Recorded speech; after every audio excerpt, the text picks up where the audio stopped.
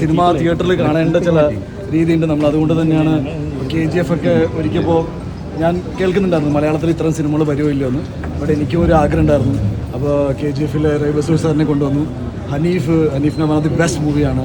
പിന്നെ ഈ സിനിമയുടെ ഐ തിങ്ക് എനിക്ക് ഇങ്ങനത്തെ ഒരു സിനിമ ചെയ്യാൻ പറ്റിയതിൽ മെയിൻ റീസൺ ഷെരീഫിനെ പോലെ ഒരു പ്രൊഡ്യൂസർ വന്നപ്പോൾ കംപ്ലീറ്റ്ലി ബാക്ക് ചെയ്യാറ് ഒരു പ്രൊജക്റ്റിനെ വലിയ സിനിമ മലയാളത്തിൽ വലിയ സിനിമകൾ വരണമെന്ന് ആഗ്രഹിച്ച് അതേപോലെ ഒരു A സർട്ടിഫിക്കറ്റ് സിനിമ എന്ന് പറഞ്ഞിട്ട് പിന്നോട്ട് പോയില്ല. ആ സിനിമയുടെ കൊമേഴ്ഷ്യൽ എലിമെൻറ്റ് എന്താണെന്ന് മനസ്സിലാക്കി യൂത്തിന് വേണ്ടിയിട്ടും ഫാമിലീസിന് വേണ്ടി എല്ലാവർക്കും ഒരേപോലെ എൻജോയ് ചെയ്യാൻ പറ്റുന്ന ഒരു കിണ്ണം കാച്ച് ആക്ഷൻ പടം.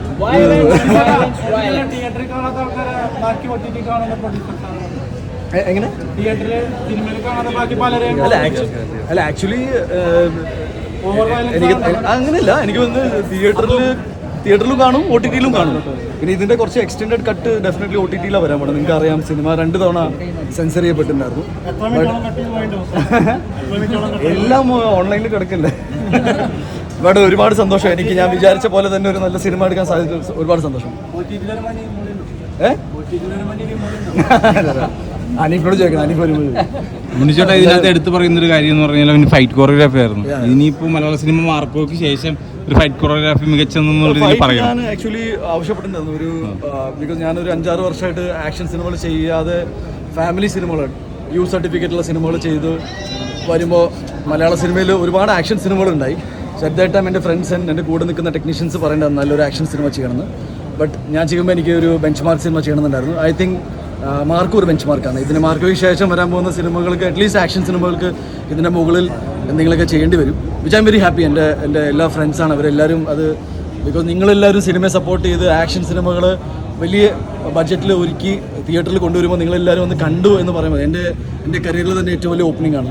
Like the numbers are out there. അപ്പോൾ എനിക്ക് ഒരുപാട് സന്തോഷമുണ്ട്. ഞാൻ സത്യത്തിൽ പൃഥ്വിയൊക്കെ ആക്ഷൻ സിനിമ ചെയ്യുമെന്ന് ഇനി വിചാരിച്ചിരിക്കുക. ഞാൻ രാവിലെ മെസ്സേജ് അയച്ചിട്ടുണ്ടായിരുന്നു. ഈ ജഗദീശേട്ടൻ്റെ ഇന്റർവ്യൂ ജഗദീശേട്ടൻ പറഞ്ഞു വയലൻസ് ഇനി മാർക്കോയ്ക്ക് ശേഷം എന്താണെന്ന് നിങ്ങൾക്ക് കാണാമെന്ന് പറഞ്ഞിരുന്നു. അപ്പോൾ ഈ പ്രേക്ഷകരെല്ലാവരും പറഞ്ഞത് അത് പറഞ്ഞതുപോലെ തന്നെ നടന്നുള്ള രീതിയിലാണ്. Thank you so much. എന്ന് വെച്ചാൽ ജഗദീഷ് ചേട്ടൻ, സിദ്ദിഖേട്ടൻ, ആൻസൺ, അതേപോലെ തന്നെ ഈ സിനിമയിൽ വർക്ക് ചെയ്ത ഒരുപാട് ആക്ടേഴ്സ്, പുതിയതായിട്ട് ഡെബ്യൂ ചെയ്ത ആക്ടേഴ്സ് ഉണ്ട്. നമ്മുടെ കബീർ ദുഹാൻ, പിന്നെ യുക്തി, I mean load of actors. ഇവരെല്ലാവരും ഗംഭീരമായിട്ട് പെർഫോം ചെയ്യുന്നുണ്ട്.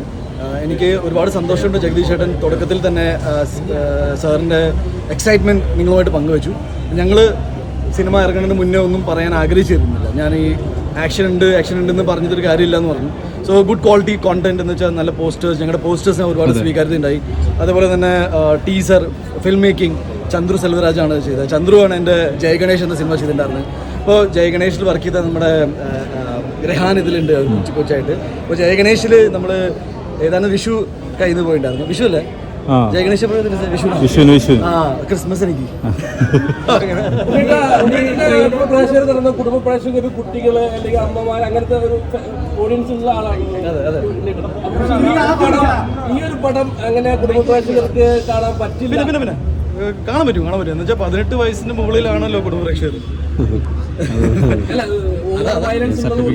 അങ്ങനെയല്ല. A സർട്ടിഫിക്കറ്റ് എന്ന് പറഞ്ഞാൽ പ്രായപൂർത്തിയായ അല്ലെങ്കിൽ മെച്ചോർഡായ എല്ലാവരും കാണാൻ പറ്റും. അപ്പോൾ എൻ്റെ ബേസിക് ഓഡിയൻസ് അമ്മമാരും അച്ഛനും എല്ലാവരും ഒക്കെയാണ്. അപ്പോൾ അവർക്ക് കാണാൻ പറ്റും. കൂടുതൽ എന്താ പറയുക, കുറച്ച് സെൻസിറ്റീവ് ആയിട്ട് ഹാൻഡിൽ ചെയ്യാൻ പറ്റുമെന്ന് സംശയമുള്ളതുകൊണ്ട് മാത്രമാണ്. But I think youth cinema കണ്ടു, ഗംഭീര ഫീഡ്ബാക്ക്. ഐ മീൻ ഞാൻ ആക്ച്വലി ടെൻസ്ഡ് ആയിരുന്നു സത്യത്തിൽ. നമ്മളെ A സർട്ടിഫിക്കറ്റ് സിനിമകൾ റിലീസ് ആവാത്തതുകൊണ്ടേ നമുക്കും അറിയില്ല എന്താണെന്ന്. പക്ഷേ that's one I'm saying that Shareef മുന്നിൽ വന്ന് ഈ സിനിമയുടെ ക്വാളിറ്റി, പിക്ചർ ക്വാളിറ്റി നിങ്ങൾ ഒരുപാട് റീൽസൊക്കെ കട്ട് ചെയ്ത് വിട്ടുന്ന സമയത്ത് ഞങ്ങൾക്ക് ഭയങ്കര സന്തോഷമായിരുന്നു. ബിക്കോസ് ഒരു സാധനം പുറത്ത് വിടുമ്പോൾ നിങ്ങളുടെ ഫീഡ്ബാക്കിലാണ് എല്ലാം നിൽക്കുന്നത്. സിനിമയ്ക്ക് നമ്മൾ ഹൈപ്പ് കൂട്ടിയിട്ടില്ല. നിങ്ങളുടെ സിനിമയോടുള്ള ഇഷ്ടമാണ് സിനിമയുടെ ഹൈപ്പ്.